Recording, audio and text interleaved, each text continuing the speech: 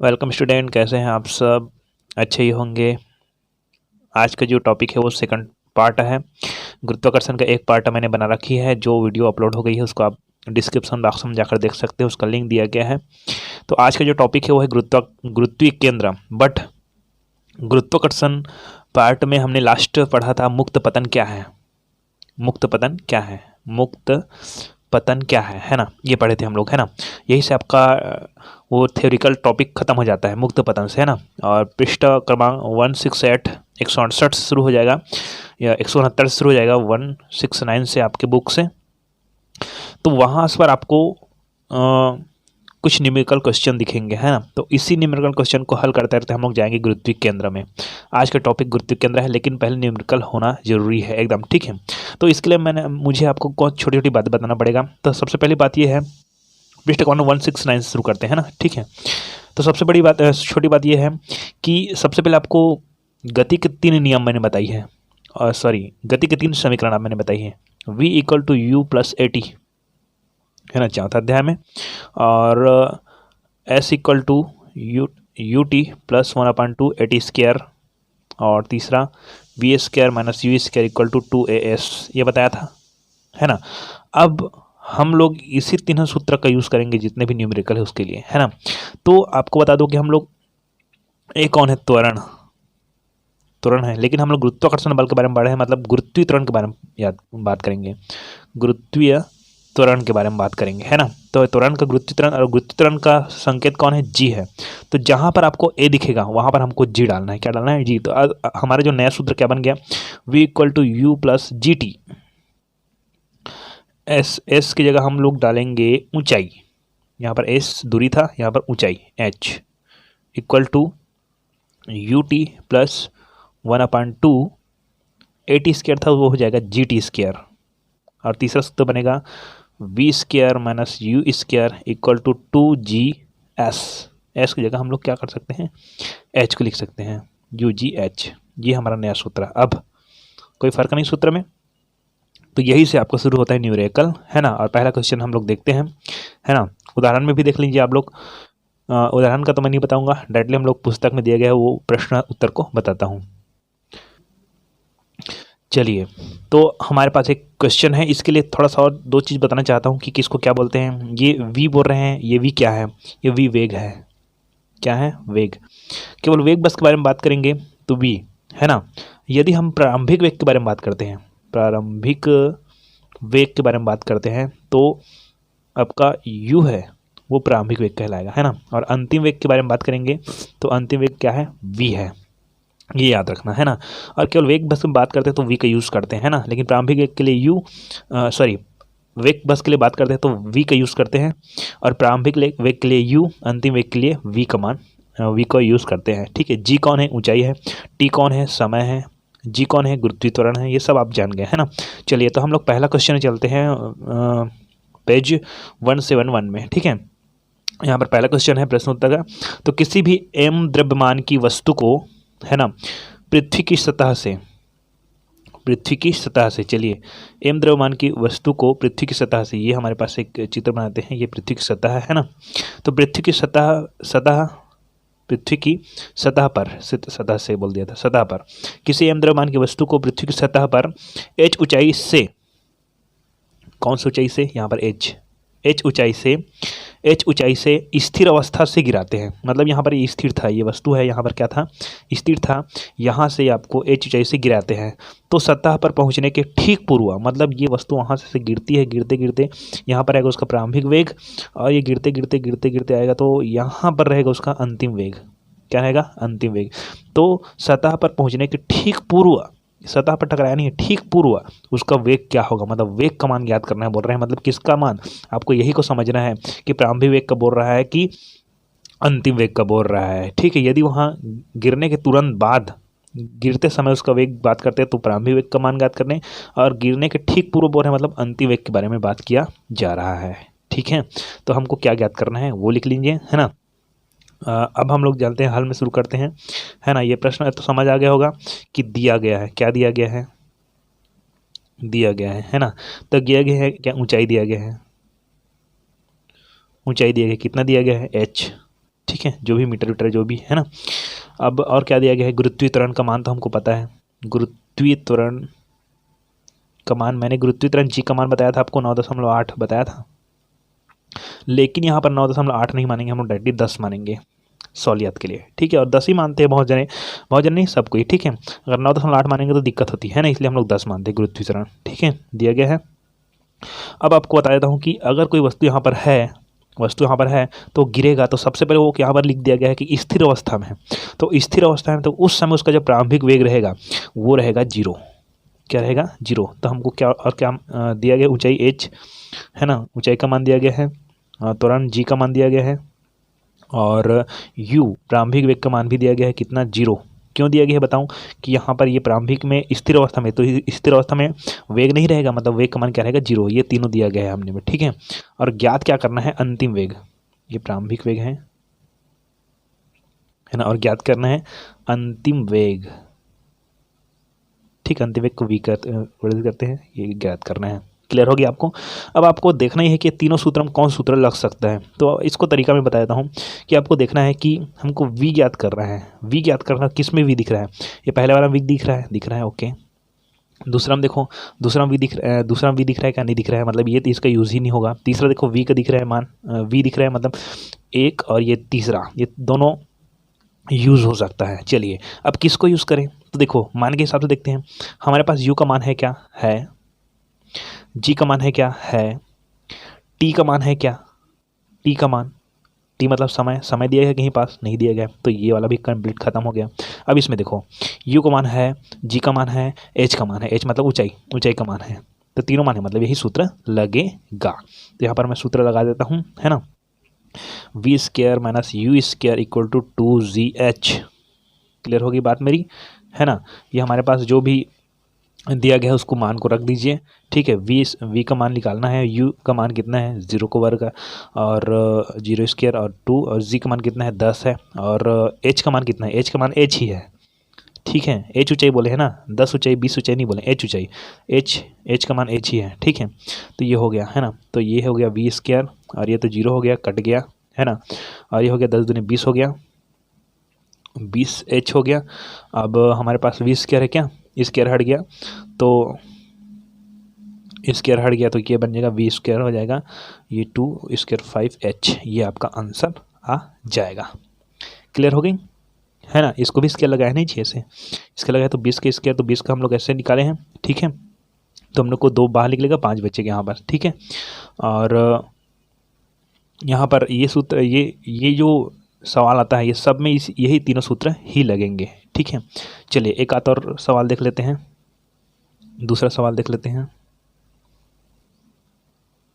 चलिए तो दूसरा क्वेश्चन है, एक गेंद को, हाँ इसको मैं स्क्रीन में देखिए, इसका इमेज आ रहा है कि एक गेंद को चित्र 4 में दिखाया गया अनुसार, चित्र भी यहाँ पर दिया गया है, अनुसार ऊर्ध्वाधर ऊपर की ओर 5 मीटर प्रति सेकंड चाल से फेंकिए। गेंद कितनी ऊंचाई तय करेगी और कितने समय बाद पुनः हाथ में लौट कर आएगी। गेंद की किस अवस्था में चाल सबसे कम होगी और उसका मान क्या होगा। ये दिया गया है। क्वेश्चन को अच्छी तरह से समझ लीजिए और नोट कर लीजिए अपने कॉपी में, उसके बाद ही हम लोग देखते हैं, है ना, क्योंकि बीच बीच में क्वेश्चन की ज़रूरत पड़ेगी, और क्वेश्चन तो मेरे पास है ही, और आपके पास ये स्क्रीन से हट जाएगा ये क्वेश्चन, है ना। चलिए तो हाँ शुरुआत करते हैं क्वेश्चन में, है ना, कि सबसे पहले दिया गया है क्या दिया गया है, देखिए, है ना। एक गेंद को चित्र 4 में, यहाँ पर चित्र बना देता हूँ मैं, है ना, क्योंकि चित्र तो हट गया, ये चित्र है ना। चलिए, एक गेंद चित्र 4 में दिखाए अनुसार ऊर्ध्वाधर ऊपर की ओर 5 मीटर प्रति सेकंड 5 मीटर प्रति सेकंड चाल से फेंकिए, मतलब इधर से ऐसे फेंकते हैं किसी भी वस्तु को, ऐसे, है ना, फेंकिए। गेंद कितनी ऊंचाई तय करेगी, कितना दूर जाएगा, है ना, मतलब अपने को क्या, किसका मान ज्ञात करना है, ऊंचाई मतलब h का मान दिया गया है। तो क्या दिया गया भाई, प्रारंभिक वेग क्या दिया गया है कि एक गेंद चित्र 4 में दिखाए गए अनुसार ऊर्ध्वाधर ऊपर की ओर 5 मीटर प्रति चाल से फेंकिए मतलब 5 मीटर प्रति सेकंड उसकी चाल है, प्रारंभिक चाल मतलब प्रारंभिक वेग है वो, है ना। मतलब प्रारंभिक वेग दिया गया है, प्रारंभिक वेग यू का मान दिया गया है 5 मीटर प्रति सेकंड। चलिए दूसरा हमको क्या ज्ञात करना है कि गेंद कितनी ऊंचाई तय करेगी। अच्छा, तो एच का मान ज्ञात करना है। कितने समय बाद पुनः अपने वापस हाथ में लौट कर आएगी, मतलब टी का मान ज्ञात करना है। कितने समय बाद बोल रहे हैं ना। गेंद की किस अवस्था में चाल सबसे कम होगी, है ना, और उसका मान क्या होगा। ठीक है, इसको भी निकालना है ना, तो उसको लास्ट में बताऊंगा मैं।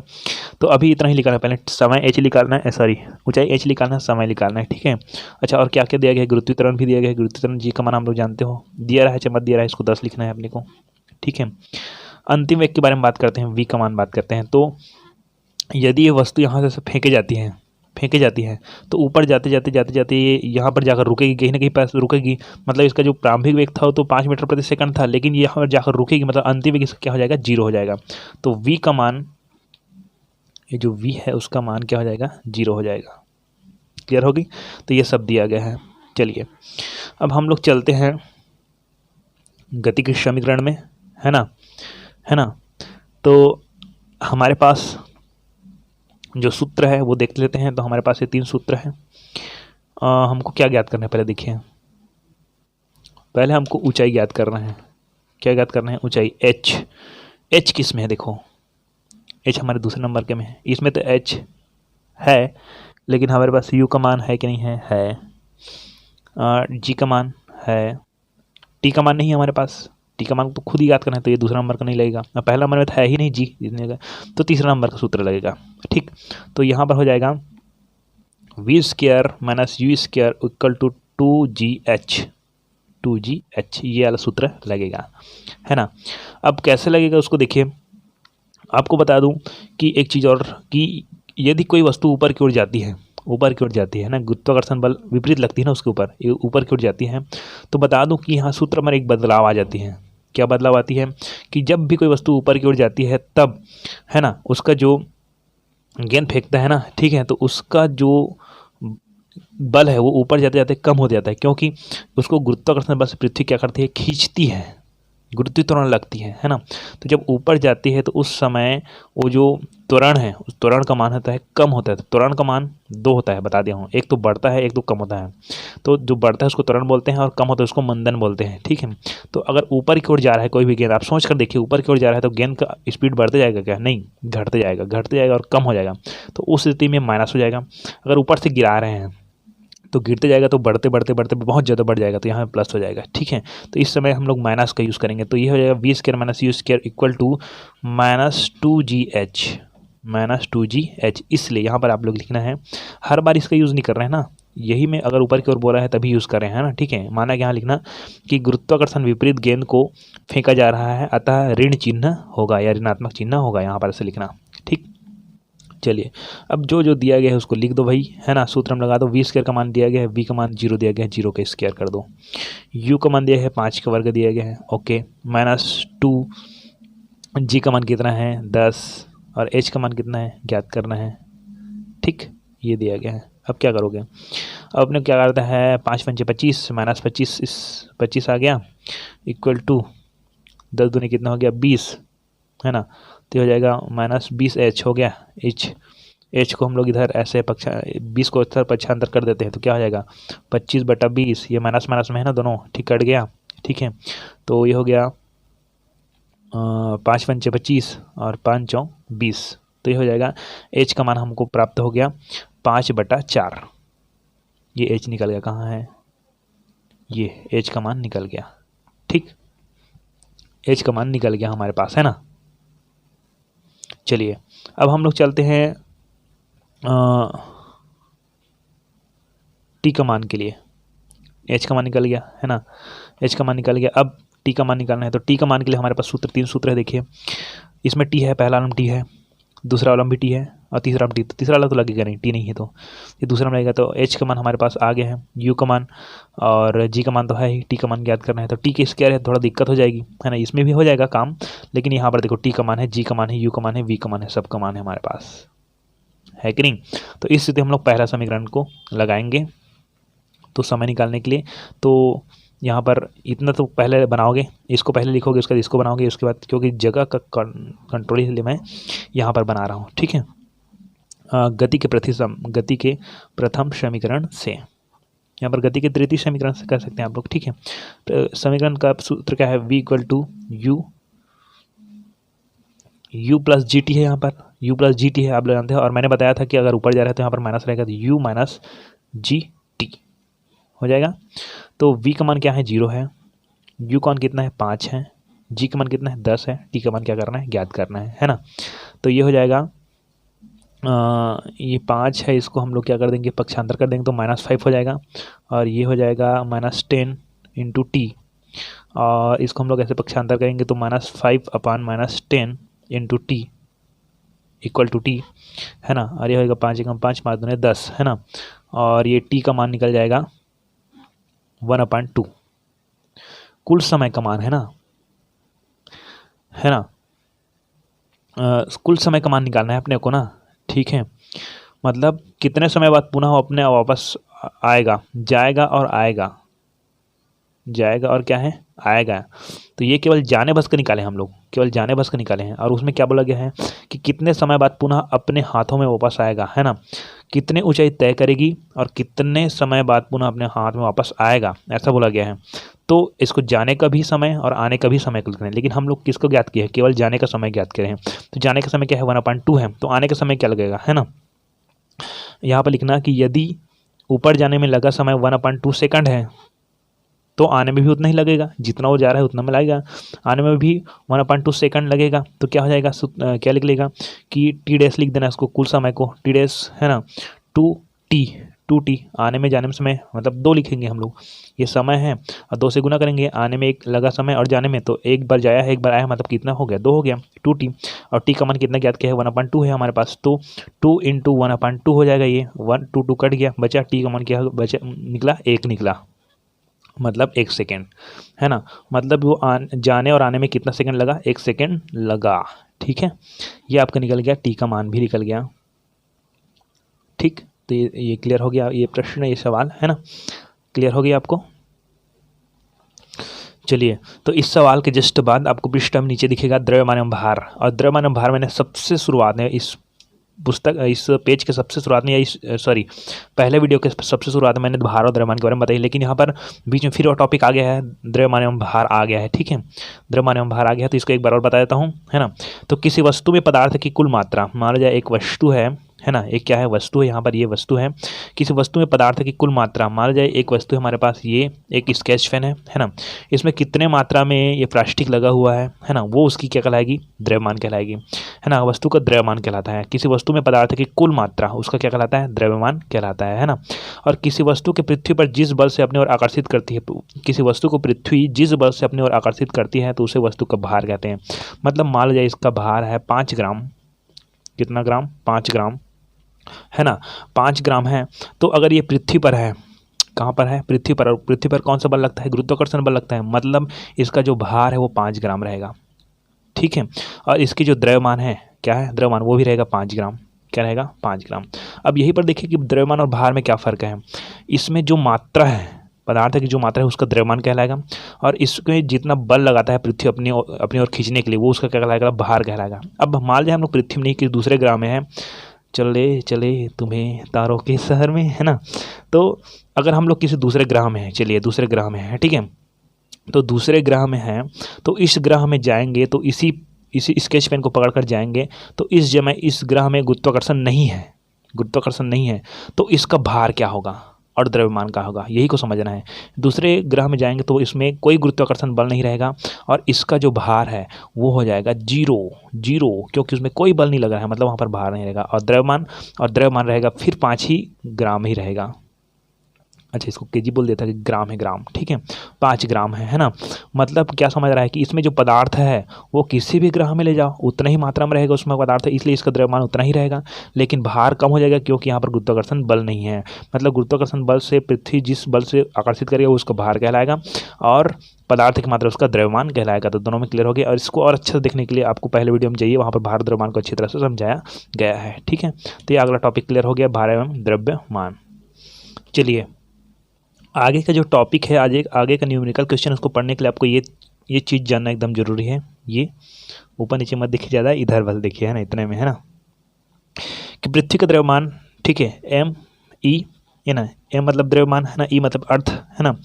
पृथ्वी का द्रव्यमान 6 × 10⁻24 आपको याद रखना है, ठीक है। पृथ्वी की त्रिज्या 6.4 × 10⁻6। चंद्रमा का द्रव्यमान 7 × 10⁻22। चंद्रमा की त्रिज्या 1.7 × 10⁻6। बात समझिए आपको, है ना। इसको त्रिज्या को हम लोग ऐसे भी लिख सकते हैं 1700 किलोमीटर, ठीक है। तो ये आपको अच्छी तरह से रट लेना है। पृथ्वी के द्रव्यमान के 6.10⁻24, है ना। त्रिज्या क्या है 6 पॉइंट, इसमें पॉइंट नहीं है ना, 6 × 10⁻24, और इसका त्रिज्या 6.4 × 10⁻6, है ना। चंद्रमा का द्रव्यमान 7 × 10⁻22 एंड चंद्रमा का जो त्रिज्या है वो है 1.7 × 10⁻6। ये अगर याद करना है तभी आगे का क्वेश्चन बन सकता है ना, ठीक है। तो चलते हैं आगे क्वेश्चन में। चलिए क्वेश्चन चलते हैं, पृष्ठ 172, है ना। यहाँ पर है प्रश्न पृष्ठ कि चंद्रमा का द्रव्यमान एम, मून है ना, उसका द्रव्यमान है, ठीक है, 7 × 10⁻22 kg, है ना, एवं त्रिज्या है आर से त्रिज्या को आर से प्रदर्शित कर देंगे, आर मून लिखे, मून मतलब चंद्रमा, है ना, और 700 किलोमीटर है, ठीक है। समीकरण 7 की सहायता से, है ना, चंद्रमा की सतह पर किसी m द्रव्यमान की वस्तु पर त्वरण का मान ज्ञात करिए। त्वरण मतलब क्या है, g का मान ज्ञात करें। तो समीकरण 7 कौन है, समीकरण 7 में मैं बता दूं कि हम लोग पढ़े हैं g का मान ज्ञात करना, g का गुरुत्वीय त्वरण का सूत्र पढ़े हैं। तो गुरुत्वीय त्वरण का सूत्र क्या है भाई, आप लोग जानते हो, g = capital G capital M small m into r, sorry m/r², ठीक है। यहाँ पर हम लोग ये सूत्र पूरा यूज़ करेंगे, ठीक है। ये गुरुत्वीय त्वरण का सूत्र है जी, गुरुत्वीय त्वरण का सूत्र हम लोग पहले वीडियो में पढ़ चुके हैं। G = capital G capital M/r², r²। m किसी क्या है, किसी वस्तु का द्रव्यमान है ना, और ये r क्या है, उसकी त्रिज्या है। तो ये सूत्र लगेगा, ठीक है। और हम लोग किस पर पढ़ रहे हैं, द्रव्यमान, मून पर पढ़े, चंद्रमा, तो इसलिए हम लोग यहाँ पर स्मॉल m डाल देंगे मून, और इसमें भी स्मॉल m डाल देंगे मून, ठीक है। तो ये सूत्र आपको देखना है और आपको यहाँ पर बनाना है, ठीक है। तो किस तरह से कैसे बनेगा यहाँ पर देखना है। सबसे पहले हमको क्या दिया गया है, क्या नहीं दिया गया है, यही को समझना है ना। तो सबसे पहले देखिए कि चंद्रमा का द्रव्यमान कितना दिया गया है, 7 × 7 × 10⁻22 kg दिया गया है। और क्या दिया है, चंद्रमा की त्रिज्या दिया गया 700 किलोमीटर, और किलोमीटर दिया है ना। तो हमको मीटर में बदलना पड़ेगा, तो कैसे बदलना पड़ेगा, तो 700 बोल दिया क्या, 1700 × 1000 है ना। तो यहाँ पर ये गुना करेंगे तो ये हो जाएगा इकाई, दहाई, सैकड़ा, हज़ार, 10,000, लाख, 10 लाख, है ठीक है, 17 लाख हो जाएगा, है ना। तो ये हो गया, दिया गया है हमको, है ना। अब हमको मान किसका ज्ञात करना है, गुरुत्वीय त्वरण, वस्तु पर त्वरण का मान ज्ञात, तो गुरुत्वीय त्वरण का मान ज्ञात करना है, जी का मान ज्ञात करना है। तो जी का मान ज्ञात करना है, तो जी का मान के लिए सूत्र है अपने पास, G = कैपिटल जी। अच्छा, कैपिटल जी का मान क्या बताया था मैंने आपको, कैपिटल जी का मान बताया था आपको 6.67 × 10⁻11 ये बताया था। ये गुरुत्वाकर्षण नियतांक है, स्थिरांक है कैपिटल जी, ठीक है। तो ये सब दिया गया है। अब हम लोग सूत्र से शुरू करते हैं। चलिए यहाँ शुरू करते हैं। जी का मान दिया है अपने पास, capital G capital M small m और कैपिटल R स्मॉल, ये m लिखा हुआ है, मून के लिए लिखा गया है ना। तो G = कैपिटल जी का मान देखिए, कैपिटल जी का मान 6.67 × 10⁻11, ये कैपिटल जी का मान, गुना, है ना, एम का मान मतलब कैपिटल एम का मान मतलब चंद्रमा का जो द्रव्यमान है कितना दिया गया है हमको, 7 × 10⁻22 प्रश्न में दिया गया है, अपान आर का मान भी दिया गया है यहाँ पर 1.0000017 है ना, ठीक है। पूरे का स्क्वायर दिया गया है, मतलब आर का स्क्वायर है, तो है ना। ये सब गुना भाग है ना, ये आपको प्रैक्टिकल ये आपको रफ कार्य में करना होगा, है ना। और यहाँ पर हमको करके तो नहीं दिखाएंगे, है ना। चलिए, तो यहाँ पर देखें कि 6.67 × 10⁻11 × 7 × 10⁻22 अपान ये, ठीक है। अब ये क्यों बोलते थे, मेरे को दिक्कत होती है बोलने में क्योंकि 17 लाख बोलने में दिक्कत हो जाती है मेरे को, है ना। चलिए, तो ये हो जाएगा जी का मान। अब यहाँ पर देखिए 6.67 इंटू 10 पावर -11 इंटू 10। अब यहाँ पर जो पावर वाला है ना, उसको एक जगह लिख दिए हैं यहाँ पर, ठीक है, और 7 को बाहर कर दिए है ना। चलिए, और यहाँ पर देखिए इसको अलग अलग कर दिए हैं। कितना कर दिए हैं? 17 को अलग कर दिए हैं। एक यहाँ पर इकाई, दहाई, सैकड़ा, हज़ार, 10,000, लाख, 1 लाख से हम लोग गुना करके 17 को इससे अलग कर दिए हैं, गुना कर दिए हैं। तो ये हो जाएगा आपका 10 का घात 5। अगर 10 के घात को 5 बार अगर गुना करते हैं, 10 को हम लोग 5 बार गुना करते हैं तो इतना आएगा। ये 17 को अलग करेंगे तो, ठीक है, 1 लाख के अंतर्गत, है ना। जैसे कि आप देख सकते हैं, इसको क्या करना है, समझ आ रहा है मेरी बात, कि 10 गुणित 10 गुणित 10 गुणित 10 गुणित 10 ऐसा करना है, ठीक है। तो यहाँ पर 1 2 3 4 5 5 शून्य है ना अपने पास, 1 2 3 4 5 5 शून्य आएगा और सामने में 1 आएगा, तो इतना आ जाएगा, ठीक है, आएगा ना। और इस 17 को तो अलग कर दिए दोनों को, मतलब गुणित ये पूरा का पूरा जितना आएगा, ठीक है ना, उसको 17 से गुना किया तो मतलब 17 अलग हो गया और ये अलग हो गया। तो इसको हम लोग 10 की घात 5 लिखे हैं, ओके, और इसको 17 का वर्ग है, क्योंकि दोनों का वर्ग है, ये पूरे का वर्ग है, ठीक है। तो ये 17 का वर्ग है और 10 की घात 5 का पूरे का वर्ग हो गया, ठीक है, बात समझिए आपको। हाँ, तो जी इक्वल टू 6.67 इंटू 7, ये 7 को सामने ला लिए, है ना, इंटू 10। अब देखिए यहाँ पर एक नियम चलता है कि अगर इसका जो ये नीचे का दिया गया है, नहीं है ना, जो नीचे का जो हर बोलते हैं इसको, है ना, या अगर उसका नीचे का चीज़ दोनों बराबर होता है तो ऊपर का ना जुड़ता है, ठीक है। तो ये 10 है यहाँ पर, है ना, ये गणित का नियम हम लोग जानते हैं, मैं तो साइंस का टीचर हूँ, है ना, लेकिन इतना जानता हूँ ये होता है चलिए, तो 10 है ना, तो ये हो जाएगा -11 हो जाएगा और +22 हो गया, ये प्लस में है, ये दोनों जने जुड़ गया है, तो अब प्लस और माइनस है तो घट जाएगा, सीधी बात है ना। तो घट जाएगा तो क्या आ जाएगा आपके पास, अच्छा इसको देखिए, ये हो गया 5 दूनी 10, ये 10 का घात 5 है ना, 10 घात 5 है, तो ये 2 के साथ गुना हो जाएगा, 5 दूनी कितना हो गया 10, तो 10 का 10 घात हो गया, ठीक है, और 17 का 2 घात है यहाँ पर, आप जानते हो, है ना।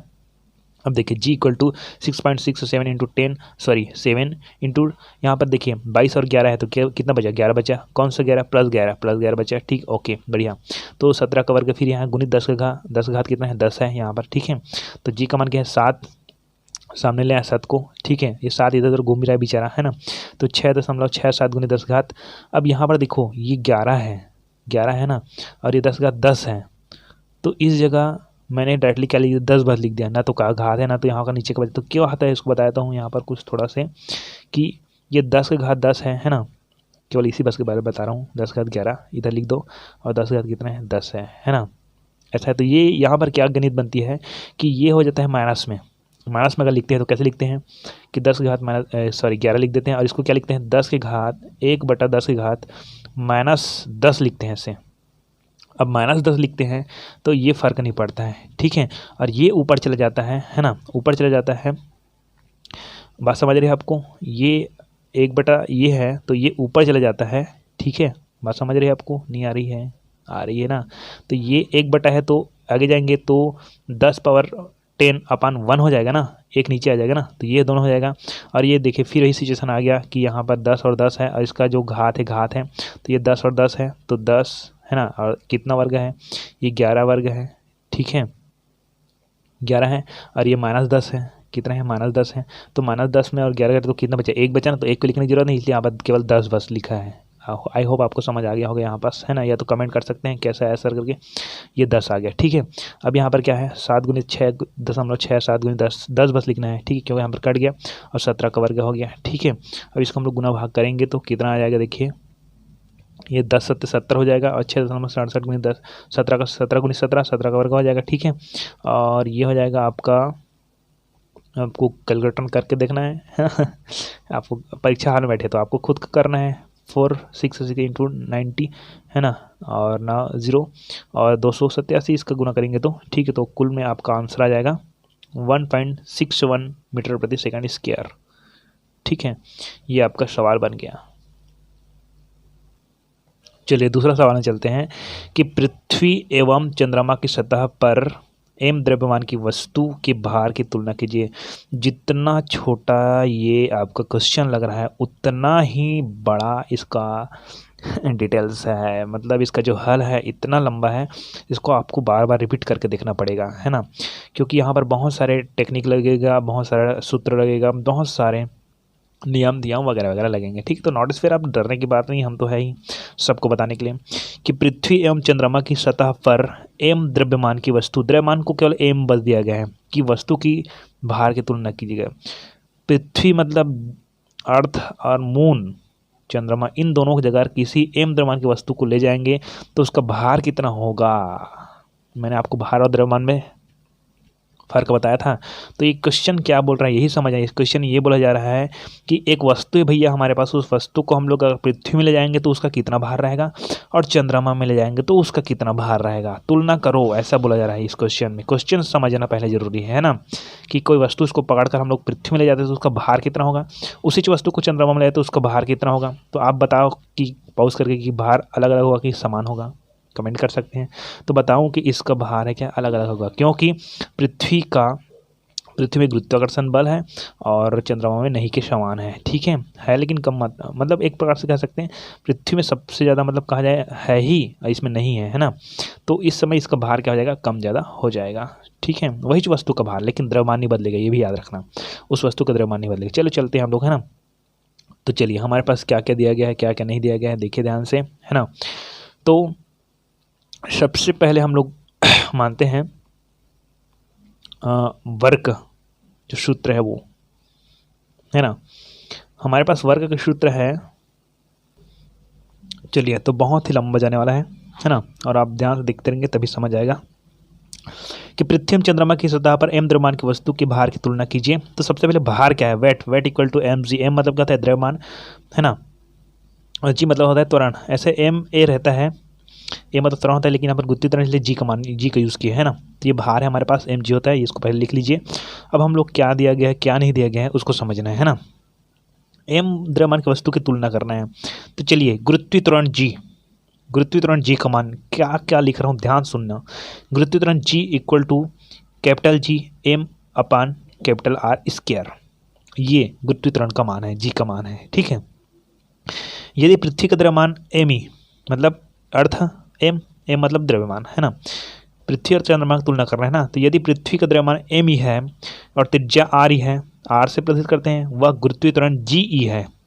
एम ई लिखे हैं, ई क्यों लिखे हैं, अर्थ, आर ई अर्थ, जी ई अर्थ, जी मतलब गुरुत्वीय त्वरण, एम मतलब द्रव्यमान, आर मतलब त्रिज्या। ठीक है, और सब किसकी है, ये सब पृथ्वी की है, इसलिए पृथ्वी का द्रव्यमान है एम ई लिखे हैं, त्रिज्या में आर ई और गुरुत्वीय त्वरण में जी ई लिखे हैं। तो गुरुत्वीय त्वरण के सूत्र में डाल दीजिए इसको कि जी ई, यहाँ G equal to capital G capital M R square है ना, इसकी जगह हम लोग क्या लिखे हैं कि जी ई, ये गुरुत्वीय त्वरण हो गया, यहाँ पर जी बसता है तो जी ई हो गया, मतलब गुरुत्वीय त्वरण किसका गुरुत्वीय त्वरण हो गया, पृथ्वी का, equal to ji capital G स्थिरांक, इसका मान में कुछ नहीं डालना है। ठीक है, और एम ई मतलब ये किसका द्रव्यमान हो गया, पृथ्वी का द्रव्यमान हो गया, पहले केवल द्रव्यमान बस था, ई डाल दिया मतलब पृथ्वी का द्रव्यमान हो गया, और आर ई है ना, मतलब ये पृथ्वी की त्रिज्या हो गई। ये हमारा समीकरण फर्स्ट बन गया। ठीक, गुरुत्वीय त्वरण के सूत्र से शुरू हो रहा है ये, है ना। गुरुत्वीय त्वरण का सूत्र क्या है, G equal to capital G M R square है ना। तो यही से हम लोग, यदि पृथ्वी का द्रव्यमान एम ई है तो एम ई यहाँ पर डाल दिए हैं, त्रिज्या आर ई यहाँ पर डाल दिए, और गुरुत्वीय त्वरण जी ई है, तो ये सूत्र बन गया हमारा नया सूत्र। ठीक, ये किसके लिए बन गया, पृथ्वी के लिए बन गया। अब हमको चंद्रमा के बारे में बताना है, तो वही सेम है ना। यदि चंद्रमा का द्रव्यमान एम है, अब देखिए कैपिटल और स्मॉल एम, क्लियर होगी बात मेरी।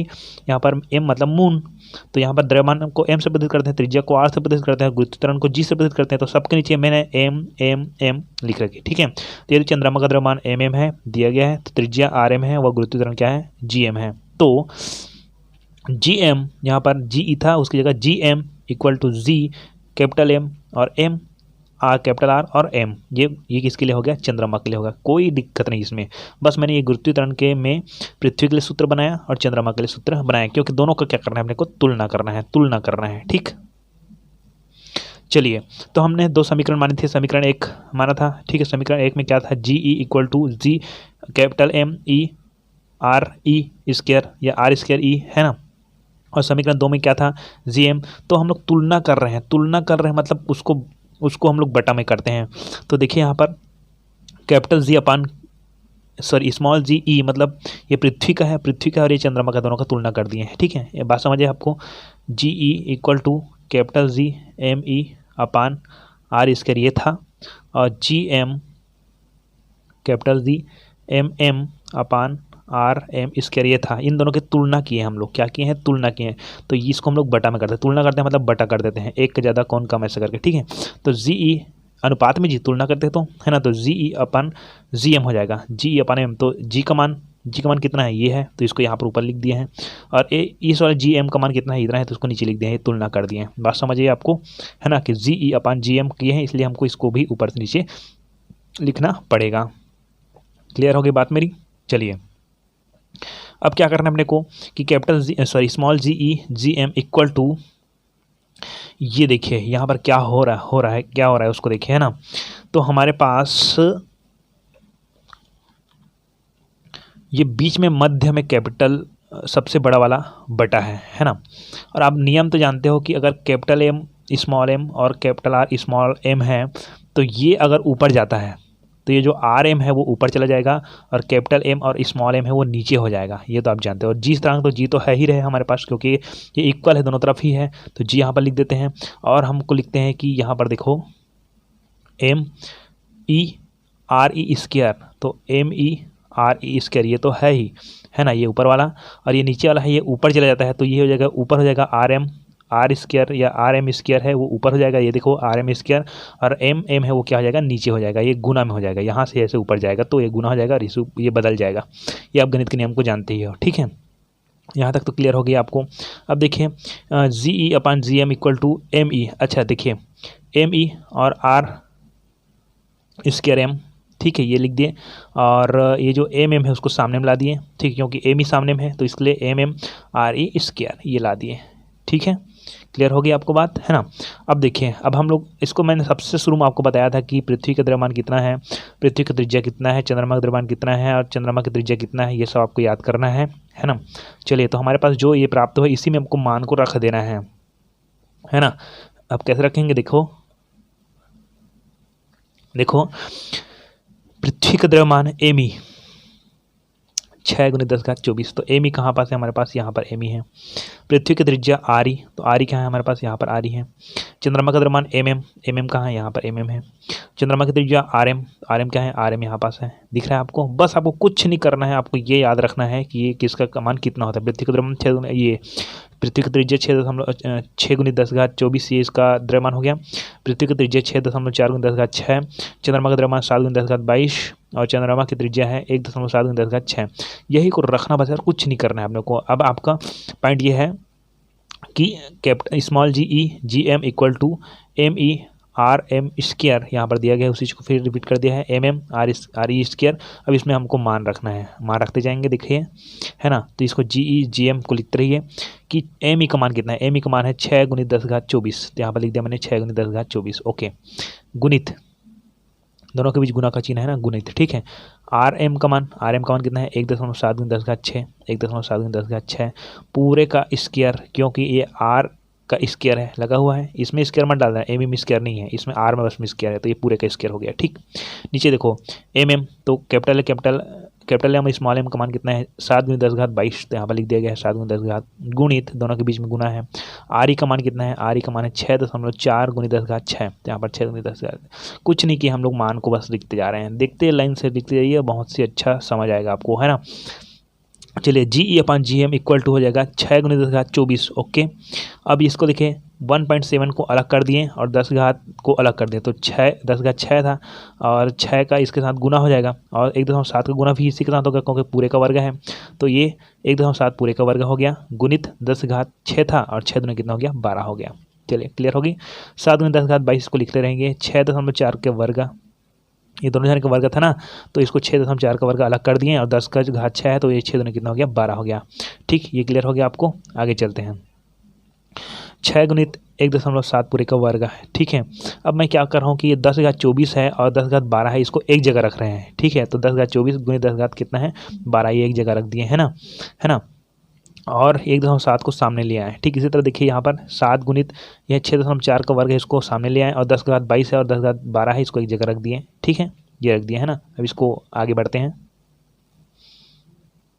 चलिए, तो ये हो गया 6 × 1.7 पूरे का वर्ग गुणित 10⁻36, 36 क्यों, क्योंकि 10⁻24 था, है ना, और 10 घात कितना था, 12 था। तो आप जानते हो दोनों अगर समान है तो इधर का क्या होता है, जुड़ जाता है। तो ये दोनों जुड़ गया, 10 घात कितना हो गया, 10 घात 22 धन 12, तो ये हो जाएगा 24 धन 12, ठीक है। तो ये जाएगा 4 2 6 और ये 2 1 3, 36 हो गया, 10 घात 36 हो गया। उसी तरह नीचे में क्या था, 10 घात 22 धन 12 था, ठीक है। तो ये क्या हो जाएगा, 34 हो गया, ये है ना, हो गया। तो यहीं पर क्या हो गया, 10 घात 36 आ गया, 10 घात 34 आ गया, ठीक है। ये हो गया 10 6.4, ये तो सेम लिख दी इधर का, इधर बस का चेंज हो रहा है, ठीक है। आगे चलते हैं, आगे क्या है, GE/GM इक्वल टू 6 गुणित, इसको मैं कभी इंटू बोल देता हूँ, कभी गुणित करता हूँ, आप लोग जानते हो, है ना। 1.7 इंटू पूरे का वर्ग गुणित 10 घात 36। और आपको चाहो तो ऐसे डायरेक्टली काट सकते हो कि यहाँ पर 36 है, यहाँ पर 36, यहाँ पर 34 है, तो क्या बचेगा, केवल 2 ही बचेगा ना। तो मैं वो वाला बताया हूँ आपको, 1.-34 करेंगे, उसके बाद ऊपर जाएगा, उसके बाद कटेगा। ये सबको इस जगह लगाने की जरूरत नहीं है ना। तो 6 गुणित 1.7 गुणित पूरे का वर्ग 10 घात 36 बट्टा 7 गुणित 6.4 का पूरे का वर्ग गुणित 10 घात 34 था, उसको क्या लिखा गया है कि 10 घात 1.-40 माइनस लिख दें, ये अपान हो गया मतलब माइनस हो गया, ठीक है। अब ये ऊपर जाएगा, तो ऊपर जाएगा तो क्या हो जाएगा आपको कि 10 घात 36 और ये हो जाएगा -34, क्योंकि ये 10 ऊपर जाएगा तो क्या हो जाएगा, 10 की घात कितना हो जाएगा, -34 हो जाएगा, ठीक है। और माइनस इसका चीज़ का 36 है, 10 36 है, -34 हो जाएगा। तो ये ऊपर जाएगा, जुड़ जाएगा, तो जुड़ेगा तो यहाँ पर देखिए, यहाँ पर माइनस का चिन्ह है तो घट जाएगा, तो ये जाएगा 10 की घात कितना बचेगा, केवल 2 बचेगा, ठीक है। और यहाँ पर देखो 6 गुणित 1.7, एक पूरे का वर्ग, इसको 2 बार लिखिए, इसको 1.7 गुणित 10 घात वर्ग 10 घात 2, ठीक, बटा 7 6.4 का वर्ग है, मतलब 6.4 गुणित 6.4, ये हो गया आपके पास, ठीक। तो आगे देखिए GEM, तो इसका मान क्या होगा, 70.34 हो जाएगा, इसको गुणा किए तो, तीनों को गुणा कर दिए तो, ठीक है ना। और गुणित 10 घात 2, ये भी क्लियर हो गया। आप इसको कैलकुलेटर करेंगे भाई, है ना, या तो परीक्षा में है तो आप लोग जानो, है ना, इसको गुणा कर देते हैं। उसका 7 गुणित 6.4 गुणित 6.4 है, इसको गुणा कर देंगे तो 286.72 आएगा, ठीक। ये आपको गुणा भाग करके देखना है, आप पॉज करके देख सकते हैं कि ये सवाल सही है कि नहीं है, ठीक। आगे बढ़ते हैं, अब यहाँ पर आएगा 17.34 गुणित 100 हो गया 100। अब 10 को 2 हाँ गुना करबे तो कितना ही रे, 100 तो हिचका, चलिए, तो यहाँ पर 100 आ गया। अब क्या होगा, 286.72 हो गया अपने पास, ठीक। तो GM हो गया, तो ये 1734 हो गया, क्योंकि यहाँ पर हमारे पास नीचे हम लोग क्या कर दिए हैं, दशमलव को हटा दिए हैं, है ना। और दशमलव हटाने की जरूरत नहीं, क्योंकि यहाँ पर 100 से गुना हो गया ना, और 100 से गुना हो गया मतलब क्या हो जाएगा, 1734 आ जाएगा, सीधी सी बात है, ठीक। और ये 286.7 हो गया, तो ये तो क्लियर हो गया आपको। आगे देखते हैं, इसको हम लोग अगर कटाते हैं कैलकुलेटर से, है ना, तो ये लिख लेगा आपके पास GEGM इक्वल टू मानेगा 6.048 लिख लेगा, लेकिन हमको इसको मानने की जरूरत नहीं है, हमको केवल 6 मानना है। क्या मानना है, 6 मानना है, ठीक। तो देखिए GE/GM, G मतलब कौन है, पृथ्वी का गुरुत्वीकरण है, और GM मतलब चंद्रमा का गुरुत्वीकरण है। तो इसको पक्षांतर करते हैं तो क्या हो जाएगा, GE इक्वल टू 6GM। इसका मतलब क्या है, इसका मतलब ये है, हमको गुरुत्वीकरण की तुलना नहीं करना है, हमको भार की तुलना करना है। प्रश्न में भार की तुलना करने बोला गया है। तो गुरुत्वीकरण, इसका मतलब ये हुआ कि पृथ्वी का गुरुत्वीकरण, ये पृथ्वी का गुरुत्वीकरण है, पृथ्वी का गुरुत्वीकरण बराबर 6 गुणित GM कौन है, चंद्रमा का गुरुत्वीकरण है, चंद्रमा का गुरुत्वीकरण है, अर्थात पृथ्वी का गुरुत्वीकरण है और चंद्रमा का गुरुत्वीकरण का 6 गुणा है। मतलब जितना गुरुत्वीकरण पृथ्वी में है, जितना गुरुत्वीकरण चंद्रमा में, उसका 6 गुना किसमें है, पृथ्वी में सबसे ज़्यादा है, मतलब पृथ्वी में गुरुत्वीकरण ज़्यादा है। अब हमको भार की तुलना करना है, तो आप जान गए कि अगर गुरुत्वीकरण ज़्यादा है तो भार भी पृथ्वी में क्या रहेगा, ज़्यादा रहेगा। चलिए, तो हम लोग तुलना करते हैं भार की। तो पृथ्वी का भार WE, लिख दिया मतलब पृथ्वी हो गया, M लिख दिया मतलब चंद्रमा। तो MGM आपको मैंने बताया था, W का जो सूत्र बताया था शुरुआत में आपको, W इक्वल टू mg, है ना, द्रव्यमान और क्या है, गुरुत्वीकरण, है ना। तो यहाँ पर M इसलिए लिखा है, यहाँ पर देखिए कि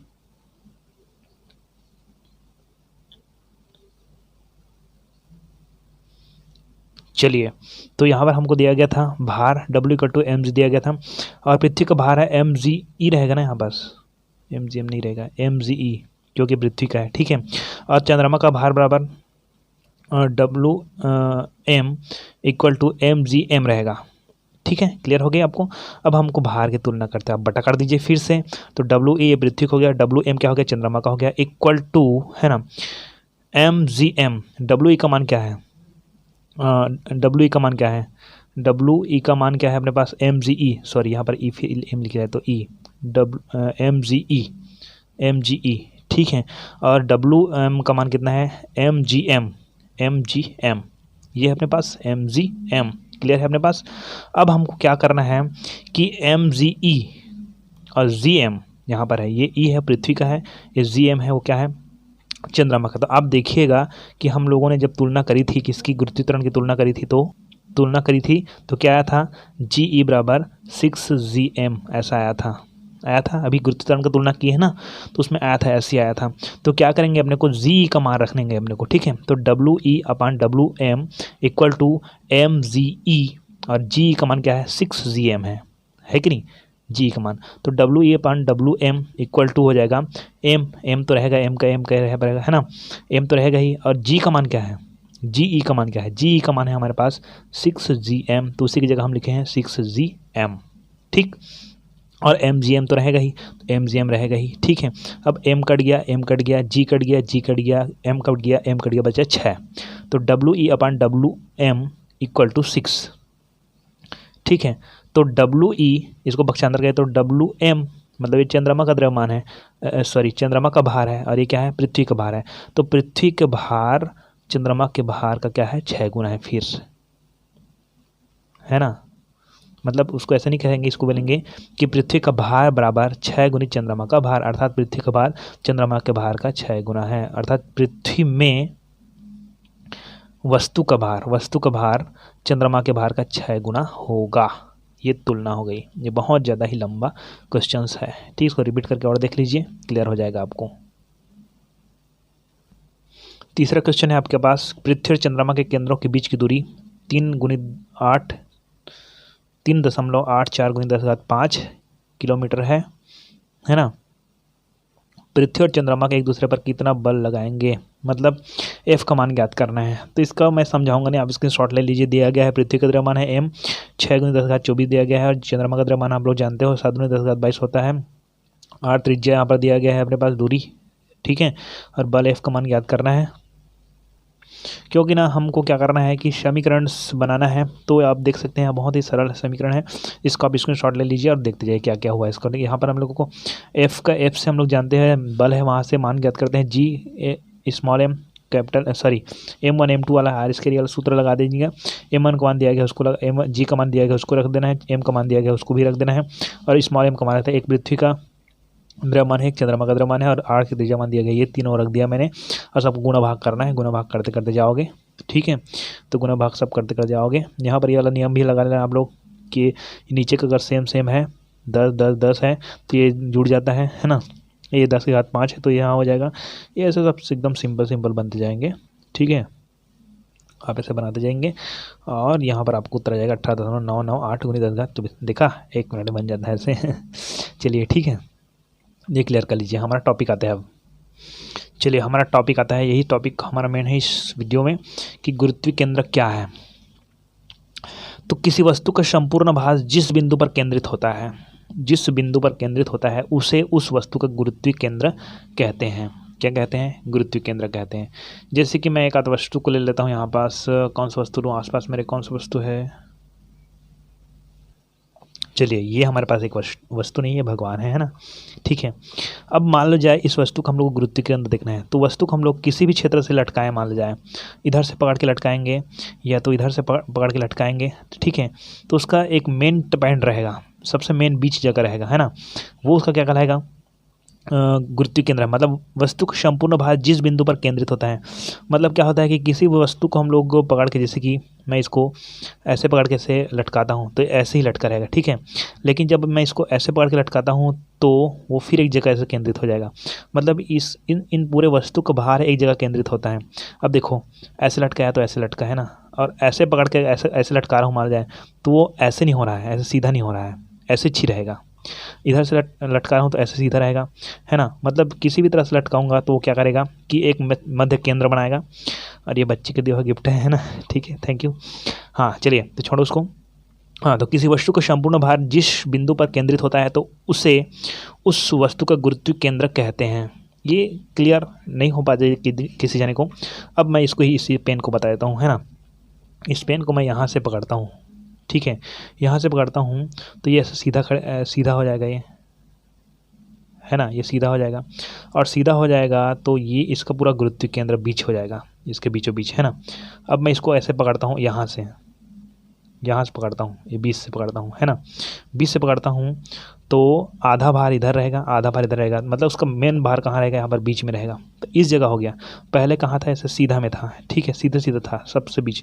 अब यहाँ पर हो गया गुरुत्व केंद्र, ठीक है, ये गुरुत्व केंद्र हो गया। अब मैं माया यहाँ पर पकड़ता हूँ, अब सोचिए ध्यान से, यहाँ पर पकड़ता हूँ मैं, तो ये बीच को पकड़ता हूँ तो ऐसा रहेगा, सीधा रहेगा, सीधा रहेगा। यदि मैं यहाँ को पकड़ता हूँ या यहाँ को पकड़ता हूँ तो ये थोड़ा सा टेढ़ा हो जाएगा, ये आपके दैनिक जीवन में देखने को मिलेगा, ऐसे टेढ़ा हो जाएगा। यहाँ अगर पकड़ता हूँ तो रस्सी में बांध के जी, तो गुरुत्व केंद्र कहाँ जा रहा है, या नीचे की ओर जा रहा है, ठीक है, यहाँ पर जा रहा है ना।